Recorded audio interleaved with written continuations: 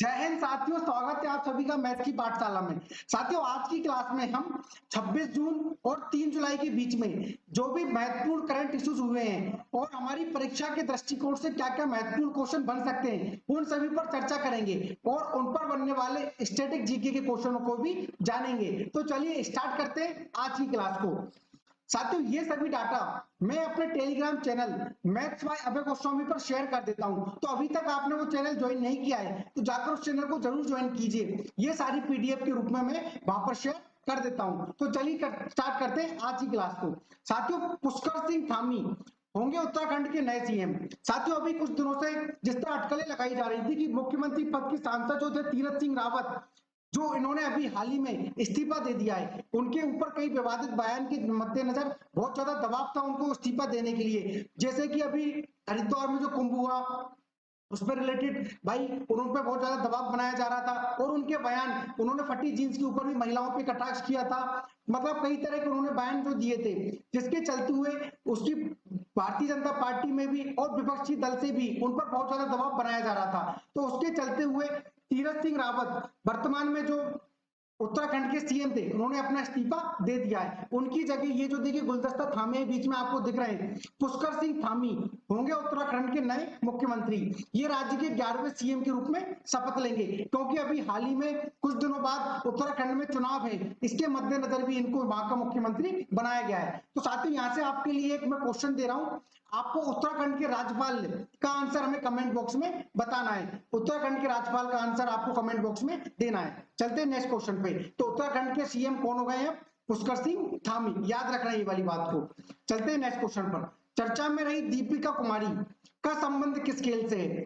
जो दीपिका कुमारी, उनका संबंध है कि आपको फोटो में देखकर पता चल ही गया होगा कि इनका संबंध है तीरंदाजी से। साथियों, अभी हाल ही में पेरिस की राजधानी है फ्रांस की, पेरिस फ्रांस में हुए 2021 क्या तीरंदाजी वर्ल्ड कप, तीरंदाजी जो वर्ल्ड कप है यहाँ पर हुआ, यहाँ पर पेरिस फ्रांस में, वहां पर दीपिका कुमारी जी ने 3 गोल्ड जीतकर इतिहास रच दिया है। इसी के मद्देनजर चलते हुए दीपिका कुमारी की विश्व में तीरंदाजी में फर्स्ट रैंक हो गई है। तो ये कौन सी रैंक हो गई है? इनकी फर्स्ट रैंक हो गई है। तो दीपिका कुमारी का संबंध किससे? तीरंदाजी से। अभी हाल ही में पेरिस फ्रांस में जो हुए वर्ल्ड कप 2021, तीरंदाजी वर्ल्ड कप 2021 में इन्होंने 3 गोल्ड जीतकर इतिहास रचा। इसके मत चलते हुए इनकी रैंक भी क्या हो गई है? फर्स्ट रैंक हो गई है। और ये भारत की पहली ऐसी तीरंदाजी खिलाड़ी बन गई है जिन्होंने टोक्यो ओलंपिक के लिए क्वालिफाई कर दिया है। तो दीपिका कुमारी का संबंध किस खेल से? तीरंदाजी से। ये आपको चित्र में दिख रही है, यही कौन है? दीपिका कुमारी। आज चलिए अब हम जान लेते हैं कुछ प्रमुख खेल खिलाड़ी जिनका संबंध किस किस खेल से। ये बात याद रखिएगा, 1 से 2 क्वेश्चन तो स्पोर्ट्स पर बनते ही बनते हैं, जिसमें एक क्वेश्चन तो डेफिनेटली पूछा जाता है कि कौन सा खिलाड़ी का संबंध किस खेल से। तो जान लेते हैं कुछ लिस्टें जो भी हाल ही में बहुत ज्यादा चर्चा में है, तो इनके नाम हम जान लेते हैं। भारत के प्रमुख खिलाड़ी एवं उनके खेल। बाईचुंग भूटिया, इनका संबंध कैसे? फुटबॉल से। बाईचुंग भूटिया का संबंध किससे? फुटबॉल से। पंकज आडवाणी, इनका संबंध है बिलियर्ड से। किससे है? बिलियर्ड से।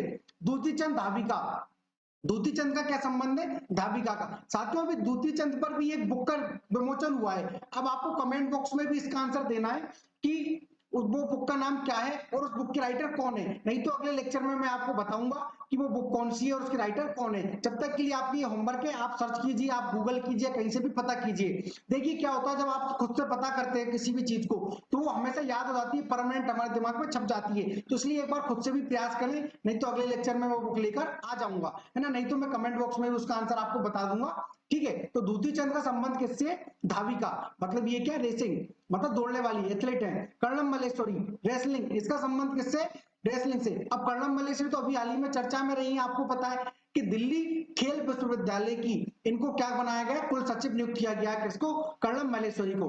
वीनू माकंड, ये क्या है? इनका संबंध क्रिकेट से। ये भी अभी हाल ही में चर्चा में रहे, क्योंकि इनको आईसीसी हॉल ऑफ फेम में 2021 में क्या किया है? शामिल किया गया है। 2020 में वीनू माकंड को क्या किया है? क्रिकेट हॉल ऑफ फेम 2020 में क्या किया गया? शामिल किया गया है। मीराबाई चानू, इनका संबंध भी किससे? वेट लिफ्टिंग से। Mirabai Chanu weight lifting. कोनेरू हम्पी, ये क्या है, इनका संबंध है चेस से। कोनेरू हम्पी का संबंध किससे, चेस से। शिव थापा, इनका संबंध है बॉक्सिंग से। शिव थापा का संबंध है बॉक्सिंग से। देवेंद्र झांझड़िया, इनका संबंध है भाला फेंक से। किससे, भाला फेंक, आपको पता होगा भाला इस तरह फेंकते हैं, वो क्या कहलाता है, भाला फेंक। ठीक है। हिमा दास, ये भी क्या है, धाविका है। क्या है, धाविका। अभी हिमा दास को हाल ही में डीएसपी बनाया गया है ना। अमित पांचाल, इनका संबंध किससे, बॉक्सिंग से। Manika Batra, table tennis. मनिका बत्रा आपको पता ही होगा, इनको 2020 के लिए क्या मिला है, राजीव गांधी खेल रत्न का पुरस्कार मिला है। राजीव गांधी खेल रत्न का पुरस्कार किसको मिला है, मनिका बत्रा को। मनिका बत्रा के साथ साथ 4 और लोग हैं जिनको राजीव गांधी खेल रत्न पुरस्कार मिला है। ठीक है। बजरंग पुनिया, इनका संबंध किससे, पहलवान से। बजरंग पुनिया का संबंध किससे, पहलवान से। बजरंग पुनिया को 2019 में राजीव गांधी खेल रत्न दिया गया था। 2020 का किसको मिला है, मनिका बत्रा के साथ साथ 4 और लोगों को मिला है, जो मैं आपको पिछले वीडियो में बता चुका हूं। आइए चलते हैं नेक्स्ट क्वेश्चन पर। 27 जून 2021 को भारत की किस मेट्रो को outstanding civil engineering achievement award, outstanding engineering achievement award से सम्मानित किया गया है। तो साथियों ये सम्मानित किया है दिल्ली मेट्रो से। किसको सम्मानित किया, दिल्ली मेट्रो से। इस अवार्ड की मैं बात करूं तो इस अवार्ड को देता कौन है, इस अवार्ड को दिया है जापान ने। किसने, जापान ने।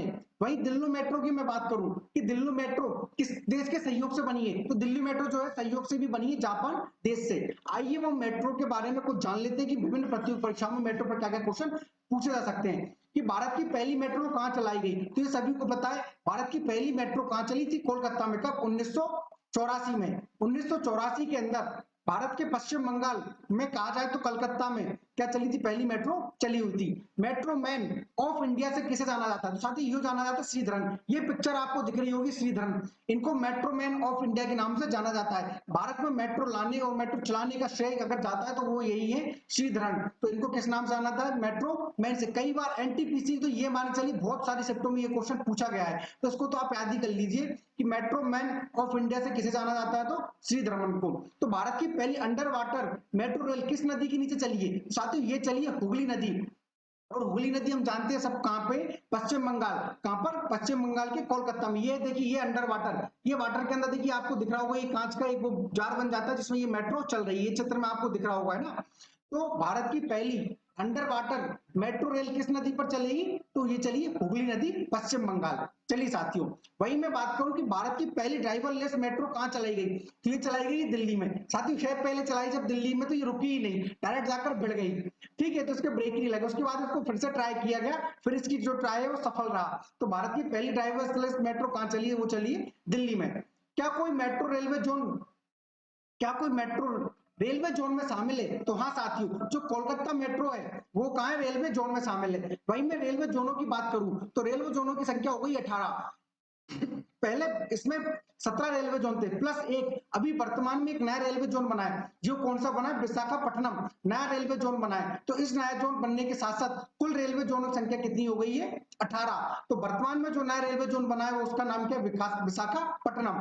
ठीक है। दिल्ली मेट्रो के निर्माण में किस देश ने सहयोग किया, तो ये किया था जापान ने। ये हम जान चुके हैं, किसने, जापान ने। चलते हैं नेक्स्ट क्वेश्चन पर। वर्तमान में भारत के महान्यायवादी कौन है, तो साथियों वर्तमान में भारत के न्यायवादी कौन है, यही जो आपको छत्तीस में नजर आ रहे हैं, वेणुगोपाल राव। कौन, के वेणुगोपाल राव। साथियों आपका होगा सर, इनको तो बहुत साल पहले भी वर्तमान न्यायवादी बनाया गया, तो आप अभी क्यों पढ़ा रहे हैं। तो साथियों वर्तमान में जो वेणुगोपाल राव है, इनका 1 वर्ष और कार्यकाल बढ़ा दिया गया है, तो अब ये 2022 तक इनका कार्यकाल कर दिया गया है। तो वर्तमान में जो वेणुगोपाल राय थे, इनका 1 वर्ष अतिरिक्त कार्यभार बना दिया गया है। तो अगर मैं वेणुगोपाल की बात करूं तो ये भारत के 15वें नंबर के क्या है, महान्यायवादी है। वहीं अगर मैं 14वें नंबर की बात करूं तो मुकुल रोहतंगी जो भारत के 14वें नंबर की कौन थे, महान्यायवादी, अटॉर्नी जनरल। अब मैं अटॉर्नी जनरल की बात करूं तो ये भारत के संविधान के अनुच्छेद 76 में इसका क्या है, उल्लेख है। भारत के अनुच्छेद 76 में क्या है, भारत के महान्यायवादी का उल्लेख है। अब आपके मन में सवाल आ रहा होगा कि सब ये तो जो वकील जैसा दिख रहा है, ये महान्यायवादी होता कौन है। तो साथियों जो महान्यायवादी होता है वह भारत की केंद्रीय सरकार जो रहती है उसका क्या होता है, सरकारी वकील होता है, जो भारत की सरकार की तरफ से अपने जो भी केस को लड़ता है। ठीक है। तो महान्यायवादी क्या होता है, भारत की तरफ से, भारत सरकार की तरफ से क्या होता है, ये एक सरकारी वकील होता है। अनुच्छेद 76 में इसका उल्लेख है। वही मैं भारत के महान्यायाधीश की बात करूं तो इसकी नियुक्ति कौन करता है साथियों, इसकी नियुक्ति राष्ट्रपति करता है। और अगर इसको पद से हटाने की बात आती है तो उसको पद से भी हटा कौन सकता है, हमारा राष्ट्रपति उसको पद से हटा सकता है। चलिए और जान लेते हैं इनके बारे में। देखिए के वेणुगोपाल भारत के 15वें अटॉर्नी जनरल है, ठीक है। संविधान के किस अनुच्छेद में भारत के महान्यायाधीश को लेकर 76 में मैंने बता दिया है। भारत के प्रथम महान्यायवादी, ये भी बहुत इंपॉर्टेंट क्वेश्चन है, कई बार पूछा गया परीक्षा में। तो एमसी सीतलवाड़ जो है भारत के क्या है, प्रथम मुख्य महान्यायवादी है, ठीक है। मुख्य नहीं, प्रथम महान्यायवादी कौन है, एमसी सीतलवाड़। नियुक्ति की बात करूं तो कौन है, राष्ट्रपति इनकी नियुक्ति करता है, ठीक है। एक बार क्वेश्चन कई बार देखिए इस परीक्षा में पूछा गया है, जो एमपीपीएससी वगैरह में तो कई बार ये क्वेश्चन पूछा गया है कि सरकार की कानूनी सलाह या सरकार का कानूनी सलाहकार कौन होता है, तो वो कौन होता है, महान्यायवादी। यही सरकार का क्या होता है, कानूनी सलाहकार होता है। सरकार को कानून के बारे में या किसी केस के बारे में जो भी सलाह देता है वो कौन देता है, महान्यायवादी। अब वो एक और क्वेश्चन, वह व्यक्ति कौन होता है जो संसद सदस्य नहीं है। भाई महान्यायवादी संसद सदस्य तो नहीं होता, लेकिन उसे संसद को संबोधित करने का अधिकार है। तो ये किसको, महान्यायवादी को। जो महान्यायवादी संसद के दोनों सदनों को क्या कर सकता है, संबोधित कर सकता है, ठीक है। महान्यायवादी का कार्यकाल कितने वर्षों का होता है, तो साथियों राष्ट्रपति की इच्छा के अनुसार, क्या मैं कहूँ कि राष्ट्रपति के आशीर्वाद से, राष्ट्रपति जितना आशीर्वाद दे दे भाई महान्यायवादी को, बोल दे कि आपको इतने सालों तक काम करना है, तो वो उतने सालों तक काम करता है। संविधान में इनके कार्यकाल का कोई भी उल्लेख नहीं है, तो राष्ट्रपति के इच्छा अनुसार ये क्या रहता है, इसका कार्यकाल रहता है। आइए चलते हैं नेक्स्ट क्वेश्चन पर। नीति आयोग के सीईओ का कार्यकाल 1 जून 2021 एक वर्ष तक बढ़ाया गया है, तो ये कौन है साथियों, अभिकांत दास। ये पिक्चर में आपको दिख रहा है एक स्मार्ट सी, ये कौन है, अभिकांत दास। आपको लग रहा होगा ये बहुत ज्यादा स्मार्ट व्यक्ति, कौन है, अभिकांत दास। ये वर्तमान में भी नीति आयोग के क्या है, सीईओ, लेकिन इनका कार्यकाल भी क्या कर दिया, 1 वर्ष के लिए बढ़ा दिया गया है। तो जून 2022 तक इनका कार्यकाल बढ़ा दिया गया है। वही मैं नीति आयोग की बात करूं तो नीति आयोग की स्थापना 1 जनवरी 2015 को हुई थी। नीति आयोग को आप सभी लोग जानते हैं योजना आयोग की जगह बनाया गया है एक असंवैधानिक निकाय, मतलब ये संवैधानिक निकाय नहीं है नीति आयोग, केवल सरकार की सलाह पर इसको बना दिया गया है, ठीक है। तो इसकी स्थापना कब हुई थी, 1 जनवरी 2015 को। नीति आयोग के मैं अध्यक्ष की बात करूं, इसका पदेन हमेशा होता है प्रधानमंत्री। भारत का जो भी प्रधानमंत्री रहेगा वो नीति आयोग का क्या रहेगा, अध्यक्ष रहेगा। तो वर्तमान में भी कौन, नरेंद्र मोदी। तो पहले अध्यक्ष की बात में करूं तो 2015 में भी इसके प्रधानमंत्री कौन थे, नरेंद्र मोदी जी थे। तो इसके पहले अध्यक्ष भी कौन थे, नरेंद्र मोदी। और वर्तमान में भी इसके अध्यक्ष कौन है, नरेंद्र मोदी। और इसके सीईओ का कौन है, अभिकांत आंते। चलते हैं नेक्स्ट क्वेश्चन पर। देखिए डीआरडीओ ने 28 जून 2021 को किस परमाणु मिसाइल एपीजे अब्दुल कलाम द्वीप से सफल परीक्षण किया। साथियों ये क्या है, अग्नि प्राइम। ये आपको दिख रही होगी अग्नि प्राइम। अग्नि प्राइम का 28 जून 2021 को क्या किया है, सफल परीक्षण किया है। कहां से, देखिए क्वेश्चन होकर एक और बन जाएगा कि अग्नि प्राइम का जो अभी हाल ही में सफल परीक्षण किया है वो किस जगह से किया है, तो वो क्या है, एपीजे अब्दुल कलाम द्वीप से क्या हुआ है, इसका सफल परीक्षण किया है। वहीं मैं अग्नि प्राइम की बात करूं तो साथियों अग्नि प्राइम जो कि एक परमाणु हथियार ले जाने में सक्षम मिसाइल है, इसकी मैं मारक क्षमता की बात करूं तो 2000 किलोमीटर क्या है इसकी मारक क्षमता। अब ये चाइना भी हमसे नहीं बच पाएगा, चाइना भी तक इसके पहुंच जाएगी, मारक क्षमता पहुंच जाएगी, तो हम चाइना तक भी हमला कर सकते हैं। लगभग कितना, 2000 किलोमीटर तक इसकी मारक क्षमता है, ये परमाणु हथियार ले जाने में सक्षम है। अब जान लेते हैं डीआरडीओ के बारे में। साथियों DRDO defence research and development organisation, इसको हम बहुत अच्छी तरीके जानते हैं। इसकी स्थापना हुई थी 1 जनवरी 1998 को, क्या हुई थी, डीआरडीओ की स्थापना हुई थी। इसका मुख्यालय की बात करूं तो नई दिल्ली में क्या है इसका मुख्यालय। वही इसके मैं चेयरमैन की बात करूं तो जी सतीश रेड्डी वर्तमान में डीआरडीओ का क्या है, चेयरमैन। ये बहुत बार इंपॉर्टेंट क्वेश्चन बन जाता है, कई बार परीक्षा में पूछा जाता है कि डीआरडीओ के वर्तमान में चेयरमैन कौन है या अध्यक्ष कौन है, तो वो कौन है, जी सतीश रेड्डी। चलते हैं नेक्स्ट क्वेश्चन पर। वहीं साथियों हाल ही में कुछ दिनों पहले डीआरडीओ ने ओडिशा तट से उन्नत पिनाका रॉकेट का भी सफल परीक्षण किया। ये आपको चित्र में दिख रहा है, ये देखो पिनाका क्या है, ये उड़ीसा का तट है, ठीक है। पिनाका तो ये रॉकेट जो आपको दिख रहा है, ठीक है, ये इससे क्या हुआ, छोड़ा गया है, तो इसका क्या है, सफल परीक्षण किया है। पिनाकी की रेंज की बात करूं तो मैं 45 किलोमीटर क्या है इसकी मारक क्षमता है। तो पिनाका क्या है, क्वेश्चन इस तरह बनेगा कि पिनाका जिसका अभी हाल ही में सफल परीक्षण किया गया, यह है रॉकेट मिसाइल, ठीक है, इस तरह क्वेश्चन बन जाएगा। ये क्या है, एक रॉकेट है ना, मिसाइल नहीं है, ये क्या है, एक रॉकेट है। तो रक्षा अनुसंधान और विकास संगठन डीआरडीओ के बारे तो हम अभी जान चुके हैं। ने स्वदेश में विकसित, सबसे अच्छी बात है कि ये क्या स्वदेश में ही निर्मित है, भारत यानी मेक इन इंडिया के तहत इसको बनाया गया है। में विकसित पिनाका रॉकेट के विस्तारित रेंज संस्करण का सफलतापूर्वक परीक्षण किया गया।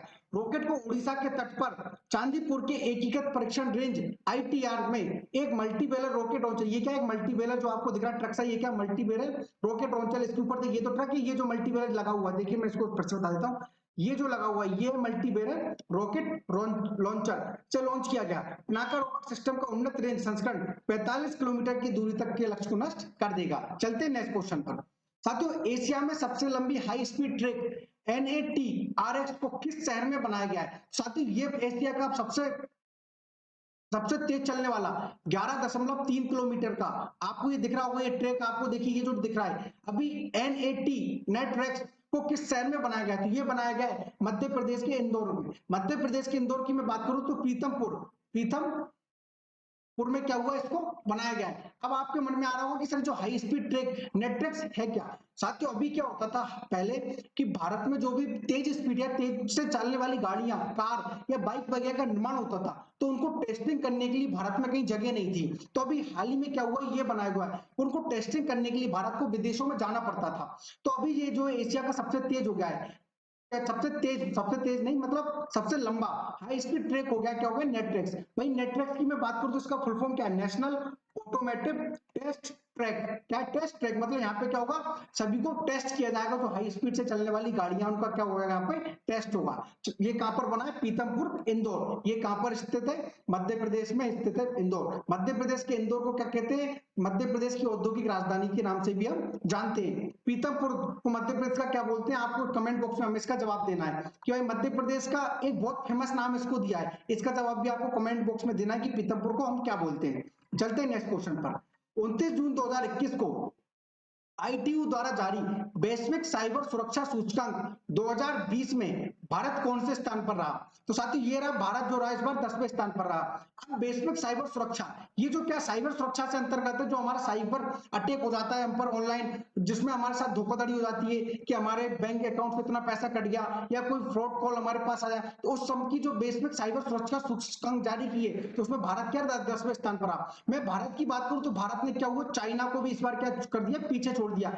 आने वाले समय में हम चाइना को हर जगह पीछे छोड़ते जाएंगे। जनसंख्या में तो हम छोड़ते जा ही रहे हैं भाई, हर जगह हम चाइना को क्या कर देंगे, पीछे छोड़ जाएंगे। आने वाले 2025 तक हम चाइना को, 2030 तक चाइना को जनसंख्या में पीछे छोड़ देंगे, तो उसमें भी हम पहले स्थान पर आ जाएंगे। तो साइबर सुरक्षा सूचकांक में भारत का स्थान कौन सा रहा है, 10वां स्थान। आइए कुछ जान लेते हैं इसके बारे में। इंटरनेशनल टेली यूनियन ITC की तरफ से देखिए क्वेश्चन बनेगा यहाँ से कि जारी ग्लोबल साइबर सिक्योरिटी सुरक्षा की रैंकिंग जो किसने जारी की है, तो इसने किसने जारी की, इंटरनेशनल टेलिक यूनियन की तरफ से जारी ग्लोबल इंडेक्स के अनुसार साइबर सिक्योरिटी के मामले में भारत कौन से स्थान पर रहा, 10वें स्थान पर। अगर मैं टॉप 3 देशों की बात करूं तो पहले नंबर पर रहा अमेरिका, दूसरे नंबर पर यूनाइटेड किंगडम और सऊदी अरब संयुक्त रूप से रहे, तीसरे नंबर पर रहा एस्टोनिया, ठीक है। और वहीं मैं इस रिपोर्ट की जारीकर्ता की बात करूं तो कौन है, इंटरनेशनल टेलीकम्युनिकेशन यूनियन ITC, और इसका मुख्यालय कहाँ है, जिनेवा स्विट्जरलैंड। कहाँ है इसका मुख्यालय, जिनेवा स्विट्जरलैंड में। आइए नेक्स्ट क्वेश्चन पर चलते हैं। एक और अभी रिपोर्ट जारी हुई, startup ecosystem index 2021, startup ecosystem index, इसकी भी, इसमें भारत कौन से स्थान पर है, 20वें स्थान पर। कितने स्थान पर है, 20वें स्थान पर। देखिए ग्लोबल स्टार्टअप इकोसिस्टम इंडेक्स 2021 में भारत किसके स्थान पर है, 20वें स्थान पर। ये भी आप देखिए, आप मान के चलिए इंडेक्स पर एक ना एक क्वेश्चन परीक्षा में जरूर पूछा जाता है। कुछ ऐसे जो महत्वपूर्ण टॉपिक होते हैं जिनसे एक ना एक क्वेश्चन परीक्षा में जरूर पूछता है, तो वो एक ये भी इंडेक्स, यहाँ से भी एक क्वेश्चन परीक्षा में डेफिनेटली आता है। तो ग्लोबल स्टार्टअप इकोसिस्टम इंडेक्स 2021 में भारत 20वें स्थान पर रहा। अब इसकी मैं बात करूं कि इसको जारी कौन करता है, तो स्टार्टअप ब्लिंक द्वारा ग्लोबल स्टार्टअप इकोसिस्टम इंडेक्स इसको क्या करता है, जारी करता है। 2021 में शीर्ष 100 देशों में भारत क्या रहा, 20वें स्थान पर रहा। 19 में ये 17वें स्थान पर था और 20 में ये क्या था, 23वें स्थान पर था। लेकिन 21 में ये कहा गया, 20वें स्थान पर आ गया है। आइए चलते हैं नेक्स्ट क्वेश्चन पर। देखिए किन दो देशों के नौसेनाओं के बीच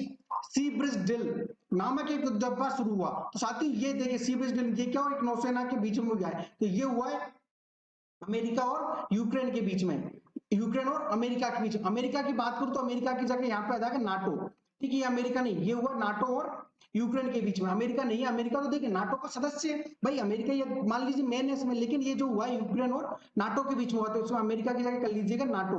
जो नाटो के सभी देश हैं उनके और यूक्रेन के बीच में क्या हुआ है, ये नौसेनाओं के बीच क्या हुआ, सी बीच के डील्स का युद्धाभ्यास हुआ है। आइए चलते हैं नेक्स्ट क्वेश्चन पर। देखिए आईसीसी पुरुष टी20 विश्व कप 2021 का आयोजन कहाँ हुआ? साथियों वर्ष 2021 में जो आईसीसी पुरुष टी20 विश्व कप होने जा रहा था वो पहले हो रहा था भारत में। कहाँ हो रहा था? भारत में। लेकिन कोरोना के चलते हुए देखकर इस वर्ल्ड कप का आयोजन अब किया जा रहा है संयुक्त अरब अमीरात में। कहां पर? यूएई में। यूएई की मैं बात करूं तो यहाँ पे अभी हाल ही में जो आईपीएल है, आईपीएल का भी आयोजन किया हुआ था। लेकिन बाकी के जो मैच अभी बचे हुए, फाइनल बचा हुआ, तो उसका आयोजन भी कहां पर किया जाएगा? संयुक्त अरब अमीरात में। आईपीएल चल रहा था लेकिन हैदराबाद की टीम के कुछ प्लेयर्स जो क्या है कोरोना पॉजिटिव आ गए थे, इसलिए उसको उस टाइम रद्द कर दिया जाता। आने वाले समय में इसके जो फाइनल वहां पर किए जाएंगे। वहीं मैं बात करूं टी20 वर्ल्ड कप की, तो टी20 वर्ल्ड कप भी पहले कहां होने जा रहा था? भारत में। लेकिन कहां होगा? ये संयुक्त अरब अमीरात में होगा। ठीक है। अब वर्ल्ड कप में जो होता है वनडे, वनडे वाला जो 50 ओवर का वर्ल्ड कप है वो कहां होगा? भारत में। अब आपको इसका आंसर भी कमेंट बॉक्स में देना है कि जो वर्ल्ड कप है वो किस सन में होगा, मतलब आगामी आने वाला वर्ल्ड कप किस ईयर होने जा रहा है। होगा तो भारत में, लेकिन किस वर्ष में होगा, इसका आंसर भी आपको कमेंट बॉक्स में देना है। आइए चलते हैं नेक्स्ट क्वेश्चन पर। तो वहीं आईसीसी की मैं बात करूं तो आईसीसी क्या होता है? इंटरनेशनल क्रिकेट काउंसिल, जिसकी स्थापना हुई थी 15 जून 1909 में। अगर मैं इसके मुख्यालय की बात करूं तो दुबई, ये संयुक्त अरब अमीरात में ही कहां है इसका मुख्यालय। वर्तमान में अध्यक्ष की बात करूं तो ग्रेग बारकले क्या है इसके आईसीसी के अध्यक्ष हैं। और सीईओ की बात करूं तो मनु साहनी कौन है इसके सीईओ हैं। ठीक है, चलते हैं नेक्स्ट क्वेश्चन पर। देखिए ये जो आपको बच्चा दिख रहा है क्यूट सा, इसकी आंखों में देखिए किस कदर जोश है कि नहीं? ये जो बच्चा ये क्यूट सा आपको दिखेगा, लेकिन इसकी उम्र है मात्र 12 साल। और 12 साल में इसने इतना बड़ा कारनामा कर दिया कि आप मानेंगे नहीं कि भारतीय मूल के अमेरिकी अभिमन्यु, ये जो क्यूट सा बच्चा है कौन है? ये अभिमन्यु मिश्रा बने अब तक के सबसे युवा शतरंज ग्रैंड मास्टर। साथियों सबसे कम उम्र के शतरंज के ग्रैंड मास्टर कौन बनेगा? अभिमन्यु मिश्रा। इसकी आंखों में देखो अलग ही क्या है, गुस्सा है देखो सामने वाले को हराने के लिए। आपको दिख रहा है कि नहीं दिख रहा? देखिए जरा गौर से, है ना? तो ये कौन बन गए? भारतीय मूल के अमेरिकी अभिमन्यु मिश्रा बने अब तक के सबसे युवा शतरंज ग्रैंड मास्टर। ये भारतीय मूल के ही है। भारतीय मूल के अमेरिकी अभिमन्यु मिश्रा दुनिया के सबसे कम उम्र के शतरंज ग्रैंड मास्टर बन गए। केवल देखिए 12 साल 4 महीने और 25 दिनों में उम्र में इन्होंने ये रिकॉर्ड हासिल कर लिया है। इस क्वेश्चन को याद रखना, आने वाले किसी भी पेपर में ये बहुत पूछे जाने की संभावना इसकी पूरी पूरी है। कौन है? अभिमन्यु क्या बने? ग्रैंड मास्टर, शतरंज के ग्रैंड मास्टर सबसे कम उम्र के। चलते हैं नेक्स्ट क्वेश्चन पर। देखिए अंशुला राव, ये जो आपको दिख रही है ये क्या महिलाएं? इनकी शक्ल पे मत जाइए और इनकी हेयर स्टाइल पे मत जाइए। इनको देखकर आपको हो सकता है लगे कि एक पुरुष है। ये एक पुरुष नहीं है, ये एक महिला है। कौन है? अंशुला राव। इनकी हेयर स्टाइल पे बिल्कुल मत जाइएगा, है ना? तो ये कौन है? अंशुला राव डोपिंग में फंसने वाली पहली महिला क्रिकेटर बन गई है। साथियों मैं बात करूं तो भारत के इतिहास में ऐसा पहली बार हुआ है कि कोई महिला क्या है डोपिंग में फंसने वाली पहली महिला क्रिकेटर बन गई हुई है। इनकी मैं अंशुला शर्मा की बात, सॉरी अंशुला राव की मैं बात करूं तो ये मध्य प्रदेश की क्या है? मूल निवासी है, मध्य प्रदेश की रहने वाली। जो व्यक्ति मध्य प्रदेश की तैयारी कर रहा है या आगामी एमपीपीएससी की तैयारी कर रहा है तो ये क्वेश्चन उनके लिए बहुत ज्यादा आईएमपी साबित होगा। ये आने वाले किसी ना किसी मध्य प्रदेश के पेपर में जरूर पूछा जाएगा कि अंशुला राव का संबंध किस खेल से है। तो इनका संबंध क्रिकेट से, क्योंकि डोपिंग में फंसने वाली क्या करेंगे पहली महिला बन गई है। पहली महिला नहीं, महिला तो बनी होगी कोई ना कोई, लेकिन महिला क्रिकेटर बन गई है। तो पहली महिला क्रिकेटर कौन बन गई है? अंशुला राव, डोपिंग में फंसने वाली। मध्य प्रदेश की महिला क्रिकेटर अंशुला राव को डोप में पॉजिटिव पाया जाने की वजह से 4 साल के लिए बैन कर दिया। कितने साल के लिए? 4 साल के लिए। वह देश की पहली महिला क्रिकेटर है जिन्हें डोप के लिए बैन लगाया है। National doping agency, national doping agency NADA, जिसको हम जानते हैं नेशनल डोपिंग एजेंसी नाडा के नाम से जानते हैं। और वाडा, वाडा क्या है? वर्ल्ड डोपिंग एजेंसी, जिसको हम वाडा के नाम से जानते हैं, कि डिसिप्लिनरी पैनल ने उन्हें एनाबॉलिक स्टेरॉइड 19 नोरेस्टोन के सेवन का भी दोषी पाया गया। ये सब आपको याद नहीं रखना, उसकी दवाई किसका सेवन पाया, ये सब अपने काम का नहीं है। बस याद रखना कि अंशुला राव जो क्या डोपिंग में फंसने वाली पहली भारतीय क्रिकेटर महिला, याद रखना महिला बन गई है ना? चलते हैं नेक्स्ट क्वेश्चन पर। यही मैं बात करूं, भारतीय स्टेट बैंक ने मनाया अपना 66वां स्थापना दिवस। साथियों SBI state bank of India ये अपना स्थापना दिवस कब मनाया जाता है? 1 जुलाई को। 1 जुलाई को मैं बात करूं तो इसने अपना कितनावां मनाया? 66वां। देश का सबसे पुराना वाणिज्य बैंक भारतीय स्टेट बैंक एसबीआई ने 1 जुलाई को अपना 66वां स्थापना दिवस मनाया। एसबीआई 1806 में इंपीरियल बैंक ऑफ इंडिया के माध्यम से स्थापित बैंक ऑफ कलकत्ता से बना था। भाई पहले इसका नाम मैं बात करूं तो पहले इसका नाम क्या था, इंपीरियल बैंक ऑफ इंडिया। तो इसका नाम अब क्या है वर्तमान में, स्टेट बैंक ऑफ इंडिया। आइए थोड़ी सी बातें और जान लेते हैं। बैंक ऑफ मद्रास को अन्य दो प्रेसिडेंसी बैंक ऑफ कलकत्ता और बैंक ऑफ बॉम्बे का विलय कर, भाई बैंक ऑफ कलकत्ता और बैंक ऑफ बॉम्बे का विलय कर इंपीरियल बैंक ऑफ इंडिया बनाया गया था। क्या बनाया गया था, इंपीरियल बैंक ऑफ इंडिया, जो बाद में 1955 1 जुलाई 1955 को क्या बना, एसबीआई बना। भाई बैंक ऑफ कलकत्ता और बैंक ऑफ बॉम्बे को विलय करके क्या बनाया, इंपीरियल बैंक ऑफ इंडिया, और 1 जुलाई 1955 को क्या बना दिया, भारतीय स्टेट बैंक ऑफ इंडिया। ठीक है, तो इस दिन से भारतीय स्टेट बैंक बन गया। ठीक है, अब देखिए कई क्वेश्चन पूछा था एसबीआई के अध्यक्ष कौन है, दिनेश कुमार। ये जो आपको दिख रहे हैं एक बुजुर्ग से व्यक्ति, ये कौन है, दिनेश कुमार, क्या है, एसबीआई के अध्यक्ष हैं। एसबीआई के मुख्यालय की बात करूं तो कहां पर है, मुंबई में। और इसकी स्थापना की बात करूं तो क्या है, 1 जुलाई 1955 को क्या हुई थी, इसकी स्थापना हुई थी। आइए चलते हैं नेक्स्ट क्वेश्चन पर। साथियों 28 जून 2021 को पूर्व प्रधानमंत्री की 100वीं जयंती बनाई गई। तो ये कौन थे, आपको फोटो में दिख गया होगा, ये कौन, पीवी नरसिम्हा राव। इनकी क्या बनाई गई है, अभी हाल ही में 100वीं जयंती बनाई गई है 28 जून 2021 को। तो ये क्या था, पीवी नरसिम्हा राव। साथियों आपको कमेंट बॉक्स में एक और आंसर देना है कि किन वर्षों में ये भारत के प्रधानमंत्री रहे थे। ठीक है, कब रहे थे भारत के प्रधानमंत्री पीवी नरसिम्हा राव, किन वर्षों में रहे थे। और इनके शासनकाल में आपको याद होगा अर्थव्यवस्था के क्षेत्र में बहुत ज्यादा बदलाव आए थे, बहुत सारे काम किए थे। जब वर्तमान में इनके जो मंत्री थे वो कौन थे, मनमोहन सिंह जी, तो जो थे वित्त मंत्री थे। तो इन दोनों ने मिलकर भारत की अर्थव्यवस्था के लिए बहुत बड़ा काम किया था। तो आपको बताना है कि ये किस वर्ष में क्या रहे थे, ये आपके लिए क्या है, होमवर्क है कि भारत के प्रधानमंत्री बने थे। साथियों ये थी साथियों आज की क्लास। ये क्लास आपको कैसी लग रही है हमें कमेंट करके जरूर बताएं। और ये सारा जो डाटा है पीडीएफ के फॉर्म में मैं अपने टेलीग्राम चैनल मैथ्स बाय अभय गोस्वामी पर शेयर कर देता हूं। तो अभी तक आपने वो चैनल ज्वाइन नहीं किया है तो आकर उसको ज्वाइन कर लीजिए, वहां से आप इसको रिवीजन के रूप में भी पढ़ सकते हैं। अगर ये वीडियोस आपको हमारे पसंद आ रहे हैं तो हमारे चैनल को लाइक जरूर करें, और आपका जो भी दोस्त तैयारी कर रहा है वहां तक ये वीडियो जरूर पहुंचाएं। और आपने अभी तक हमारा चैनल सब्सक्राइब नहीं किया है तो सब्सक्राइब भी जरूर करें। मिलेंगे नेक्स्ट क्लास में, जब तक के लिए अपना ख्याल रखिए और हमेशा मुस्कुराते रहिए। जय हिंद।